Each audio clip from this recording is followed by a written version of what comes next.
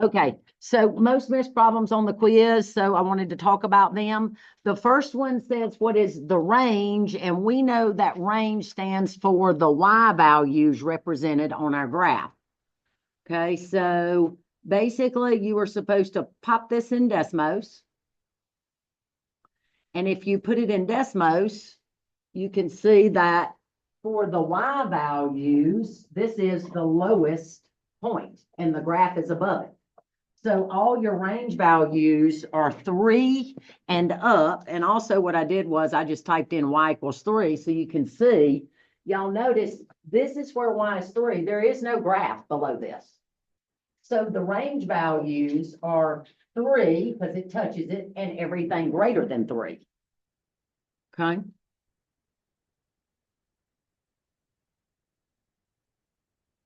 All right. So the correct answer was D, all real numbers greater than or equal to 3.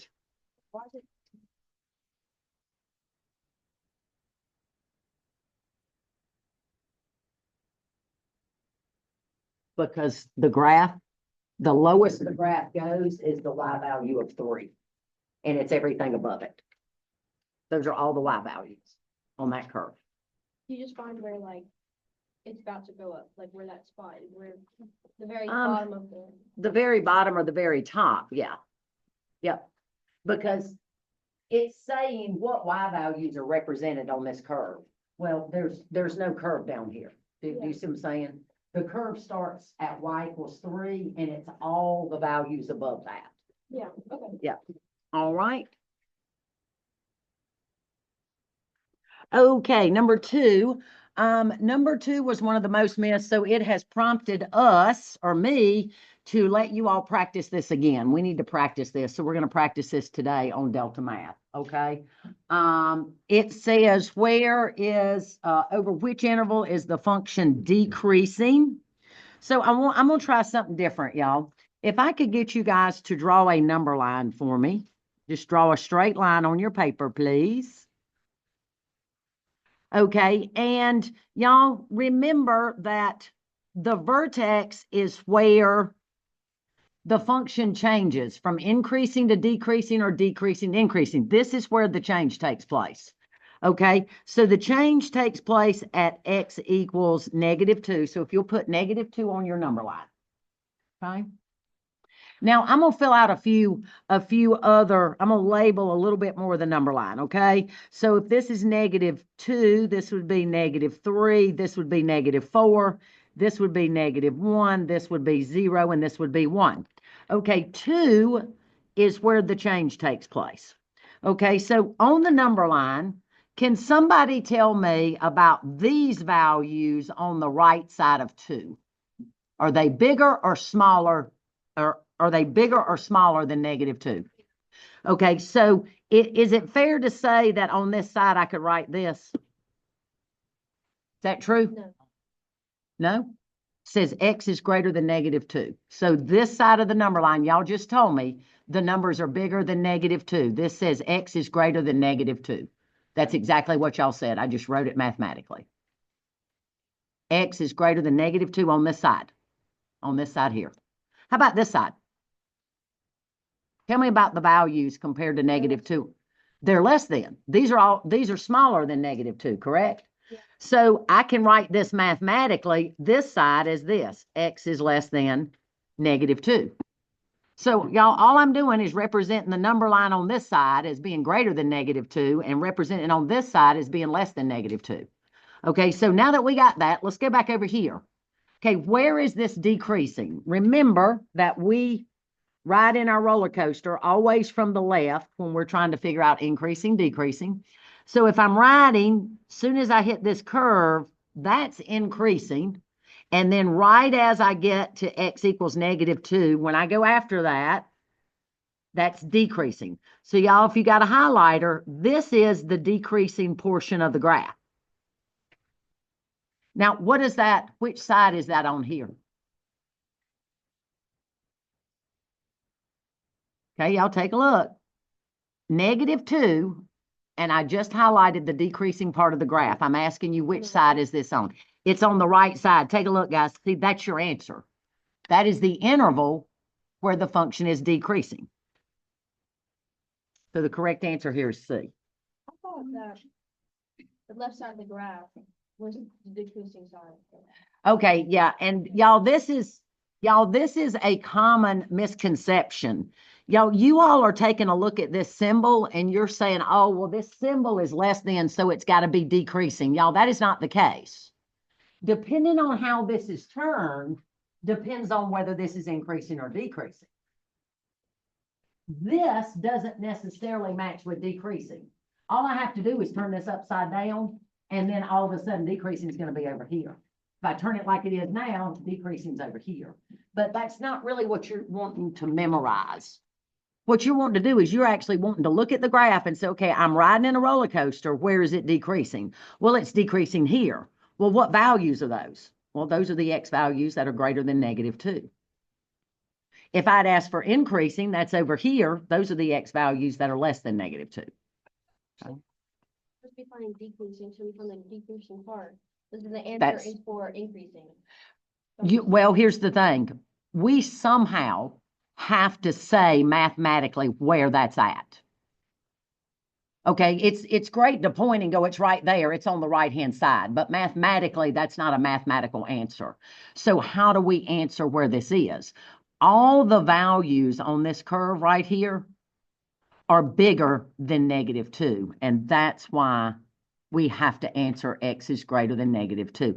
If you were to take individual points here and look at them, all of these X values would be values that are bigger than -2. So you have to answer with an interval. Okay. All right. And if everybody flip over, okay, where is f of X greater than 0?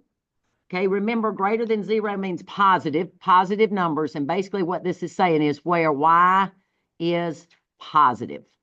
Well, we know that Y is positive. Here's your positive Y values. They're above the X-axis. So this part of the curve has positive Y values. Well, how do I represent that? Well, it starts at -4 and ends at 0. So that answers B. In between -4 and 0. Okay. All right. And last one of the most missed. First of all, we should be able to just visually know this is an exponential model. Is everything okay? I'm seeing people shuffling around, and what's wrong?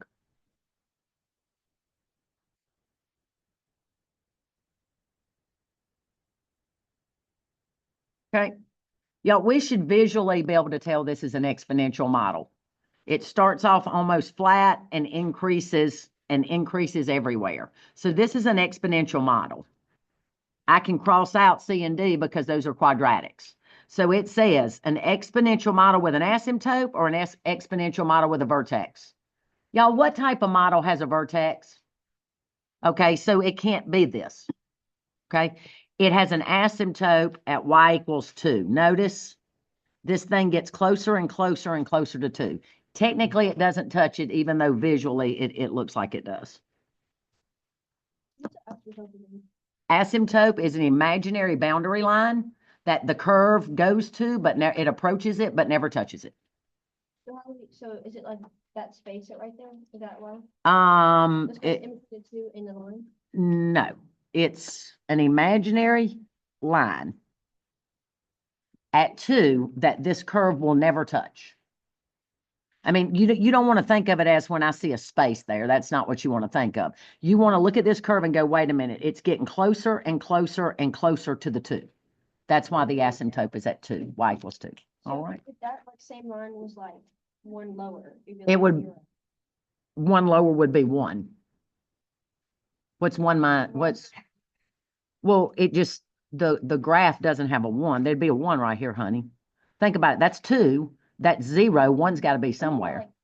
Oh, if it goes down to the 0, right, it would have an asymptote at Y equals 0. It could even go down to -1. It's just not on this graph. Yeah. Okay. All right, folks.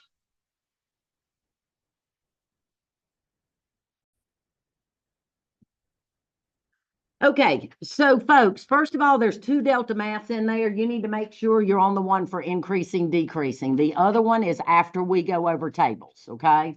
So we're going to practice increasing, decreasing again. So I want to give you two examples from delta math. This particular one says, where is it decreasing? I'm going to do the same thing that I just did. I'm going to draw a number line, and I want somebody to tell me what is the x value of the vertex. What is the x value of the vertex? -4. Okay, it's right here. It's -4. That's exactly right. So I'm going to put a -4 right there on my number line. Okay, I'm just going to make a number line here. Put a couple values on both sides. -4, -3, -2, -5, -6. So we know that at the vertex is where this thing changes from increasing to decreasing or decreasing to increasing. So let me ask again. On a number line, tell me about the values on the right side of -4. They're bigger. So mathematically, how do we say that? We say x is greater than -4. Tell me about the numbers on the left side of -4. Less than. Mathematically, how do we say that? We say x is less than -4. Y'all, this is nothing more than a number line, and all I'm doing is saying, okay, on the right side of this mark, x is greater than -4. On the left side of this mark, x is less than -4. That's all I'm doing.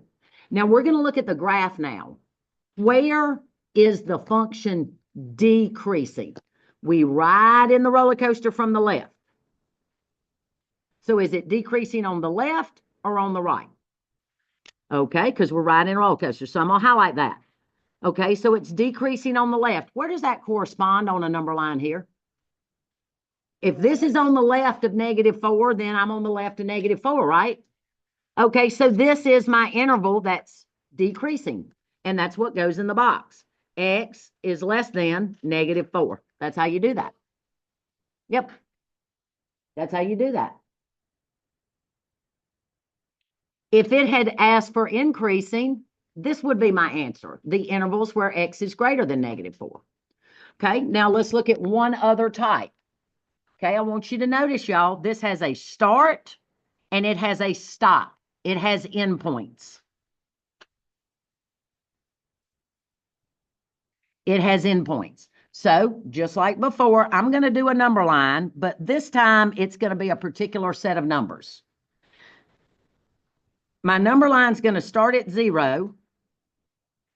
It's going to go to 11. And I need my vertex. What's the x value of my vertex? 5. Okay, x value is 5. Okay, so everybody fill out your number line here.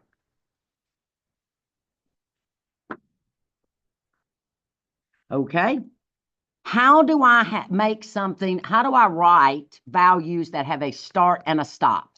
I use an in-between statement. I do an x, I do less than signs, and what two numbers are the x values between in this region? 0 and 5. Okay, now let's go over here. I need to do an in-between statement. X is in between two numbers. What two numbers? 5 and 11. Okay, notice the difference, y'all. This graph goes on forever. That's why we write them like this. Y'all, this graph doesn't go on forever. It actually stops. So I can't say x is greater than 5 or x is less than 5 because I'm including values that aren't even on the curve at all. So that's why I have to write in between statements because I have endpoints. Okay, now let's forget about this and let's come over here. This particular one asked me for decreasing again. They don't all say decreasing, but these two happen to do that. So am I on the left side of my graph or the right side of my graph? Right side. Decreasing is the right side here because remember, if I'm riding in a car, I'm going uphill, then down. Okay, what's that correspond to over here? If this is on the right side, then I'm on the right side over here, correct? Okay, so this is my answer. So when you go to type it in, you would type in 5 less than x less than 11. That's saying that the curve is decreasing between the x values of 5 and 11. Okay? Okay, so we're going to graph the points in this table. and see what our model looks like. -3, -2. Go to -3 and down to -2. We're going to put a point right there. Everybody needs to watch. Okay, -2, 0.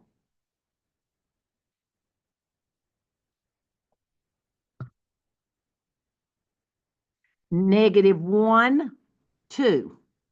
All I'm doing is plotting ordered pairs, y'all. 0, 4.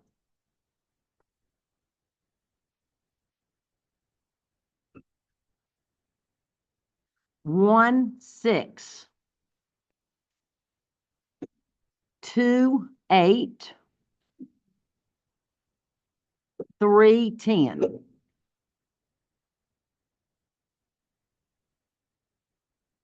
Okay, and we can draw a line connecting them.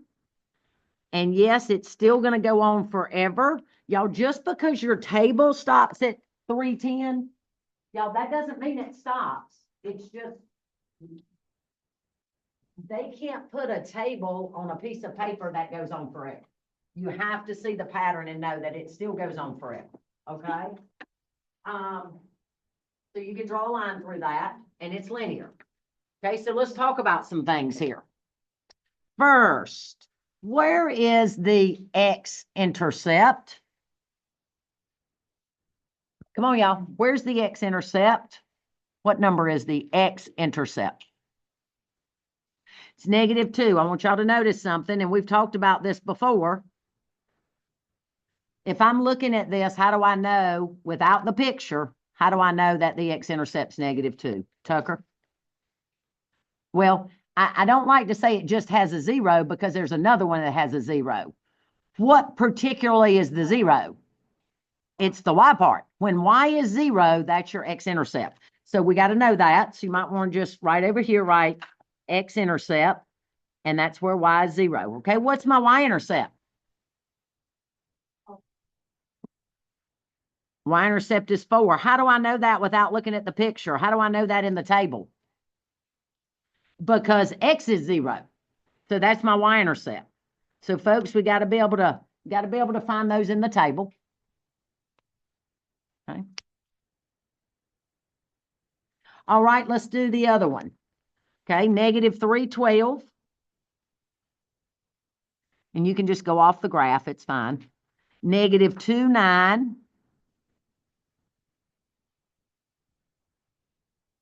-1, 6. 0, 3. 1, 0. 2, -3. And 3, -6. Notice it makes a straight line.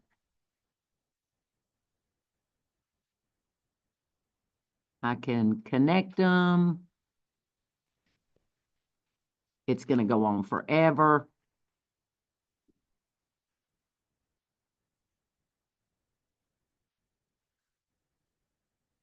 All I did was plot these points. That's all I did.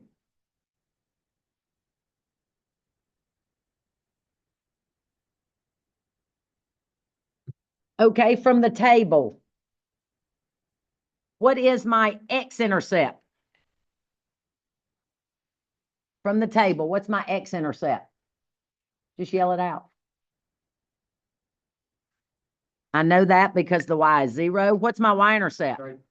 There you go. I know that because x is 0. So let's label those. This is my y-intercept. This is my x-intercept. Okay. Okay, I want y'all to notice the pattern. Y'all, what do you do to get from one to the next here? What are we doing? 2. What about 2? Are we multiplying by 2? We are not multiplying. We're adding 2. If I add 2, add 2, add 2. See, y'all, I want you to write that. That's going to be important. So notice I'm just drawing a little arrow. From one to the next, I'm adding 2. Okay, what is my pattern on the one on the right? What is my pattern on the one on the right?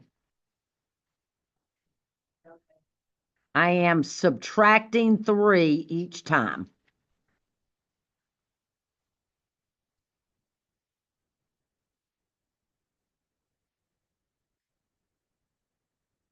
I am subtracting 3 each time. Add, subtract is linear. That's how we know it's linear. If the pattern in the table is adding or subtracting, it's linear. Okay?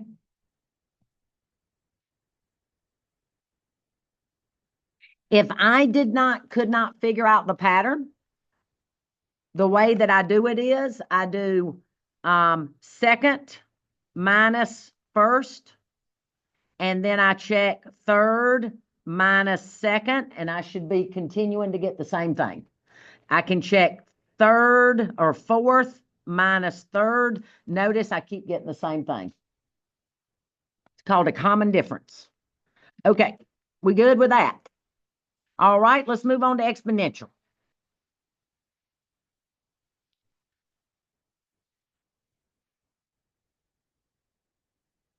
Okay, y'all, I know these are hard to plot here, but we're going to do it. I'll show you. It's not too hard. Let's start with the easy ones, and we'll grab these. Negative 1, 1. Let's start with the easy ones. Negative 1, 1 is here. 0, 2. 1, 4.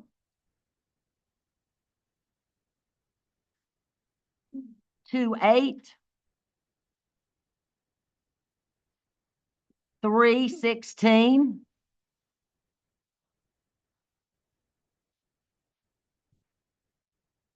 3 16s up here.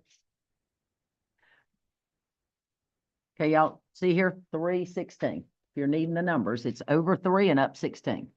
Okay, now let's do the hard ones. Negative 2 and a half.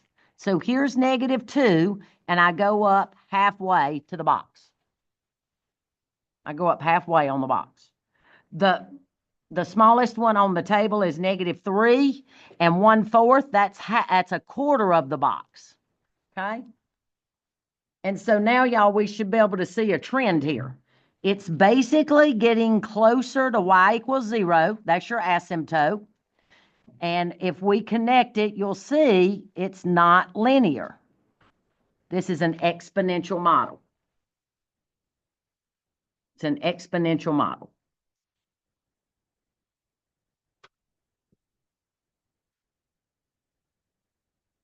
What is my y-intercept in the table? In the table, what's my y-intercept? Y-intercept is 2. How do I know? Because x is 0. So this is my y-intercept. Okay. All right, let's do the other one. Negative 2, 27. And we're just going to have to go off the grid. Negative 2, 27 is going to be way up here. So we can just go off the grid. Negative 1, 9.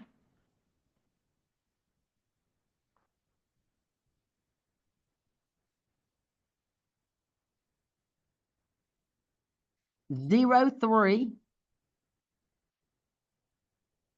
1, 1. Now here they're getting kind of funky. 2, 1/3. 3, 1/9. So notice it's getting closer to 0. There's going to be an asymptote at y equals 0, and it's never going to touch it. So we can just kind of sketch this curve.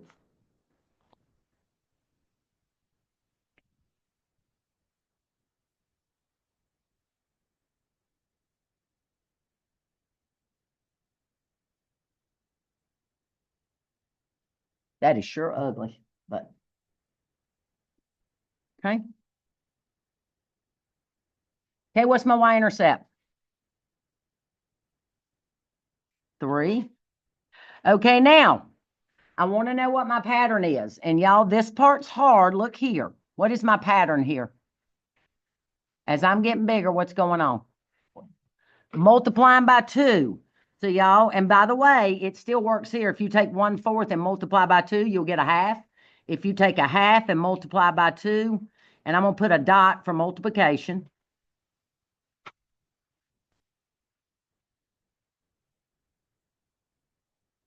Okay, we're multiplying by 2. Okay, what is my pattern here? As 5/3. we're dividing by 3. By the way, dividing by 3 is the same thing as multiplying by a third, just so you know. Dividing by 3 is the same thing as multiplying by a third. So we're dividing by 3.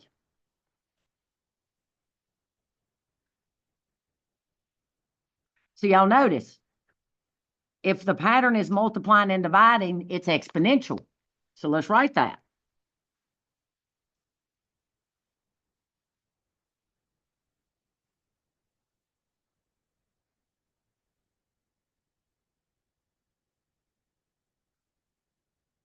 And this is called a common ratio. Ratio means divide. So the way you could check this if you didn't know is you would do, let's do an easy one here. You would do second divided by first, and then you would do third divided by second, and it keeps coming out the same, and look what it is, 1/3. Multiplying by a third and dividing by a half is the same thing. Okay, we good there? All right. Did I go too fast? Did I leave anybody? Are we good? Okay, we got one last one to do. We're going to do quadratic. Okie dokie. Hopefully everybody remembered to make this a -5. If you didn't, make it a -5 now. Make it a -5 now. Okay. All right, let's graph. -3, 5.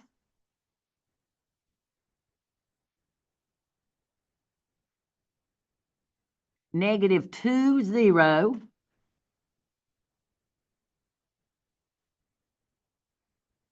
-1, -3.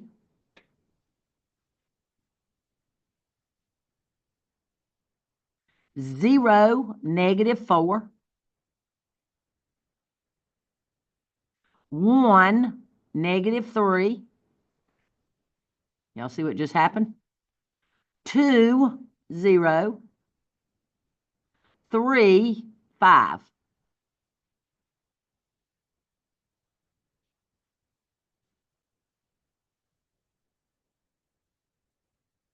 That's 3, 5.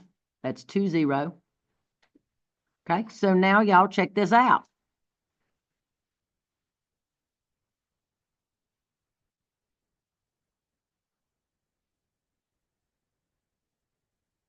What's that? It's quadratic. That's a quadratic model. How many x-intercepts we have? Got 2. Look, y'all. There and there.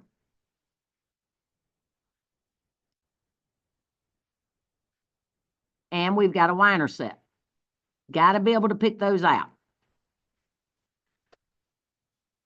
Okay, let's do our last one. -4, -5.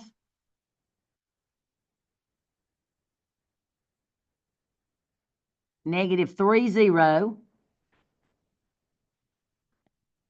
-2, 3. -1, 4. 0, 3. 1, 0. 2, -5.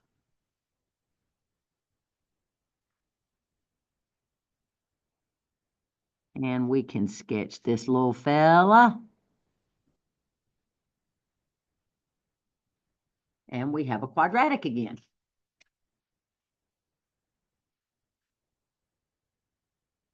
We've got 2 x-intercepts. We've got an x-intercept of -3 and an x-intercept of 1. And we've got a y-intercept. Got to be able to pick those out.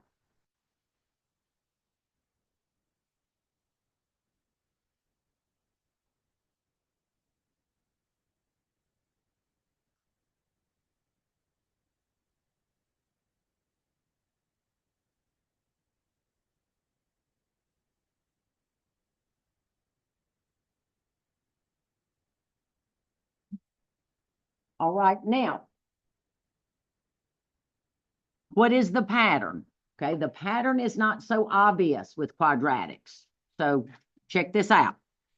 First thing we're going to do is we're going to take a difference from here to here. So to get from here to here, I subtract 5. To get from here to here, how much do I subtract? From here to here, I subtract 3. Y'all need to write this down. Okay, how about from here to here? I subtract 1. Okay, from here to here. Here to here. Okay, and here to here. Okay, so y'all, they call it a difference. The first difference is not the same. Now here's the crazy part. We're going to do a second difference with this list. Check this out. How do I get from -5 to -3? From I add 2. Now y'all check this out. -3 to -1. I add 2. -1 to 1. I add 2. 1 to 3. So y'all, again, it's not so obvious, but the second difference, it's called the second difference.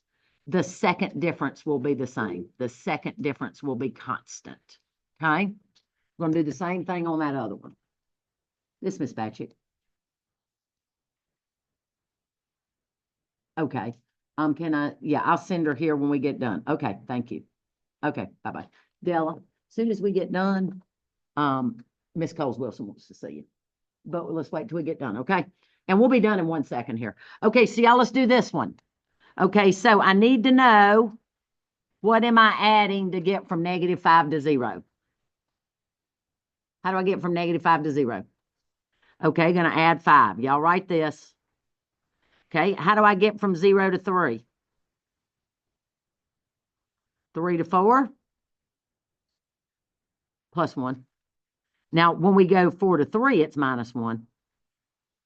3 to 0 is -3. 0 to -5 is -5. Okay, y'all, this is not constant. The difference isn't constant like it is with linear. But now we're going to do it again. How do we get from 5 to 3? I subtract 2. How do I get from 3 to 1? I subtract 2. How do I get from 1 to -1?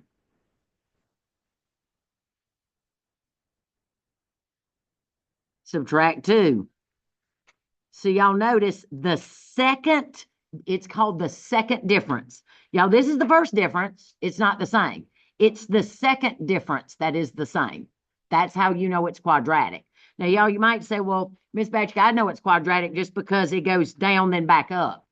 Okay, well, we got to be careful with that because sometimes that portion of the graph will not tell you that. We're going to write something at the bottom, y'all.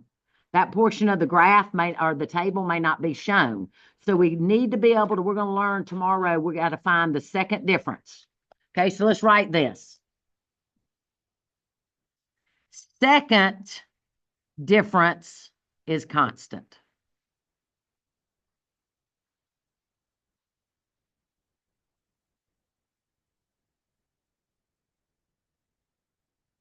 Remember, constant means the same. They're going to use that word constant. So it's not the first difference. It's not the first time you do the pattern of adding or subtracting. It's the second time. The second difference is constant with quadratics.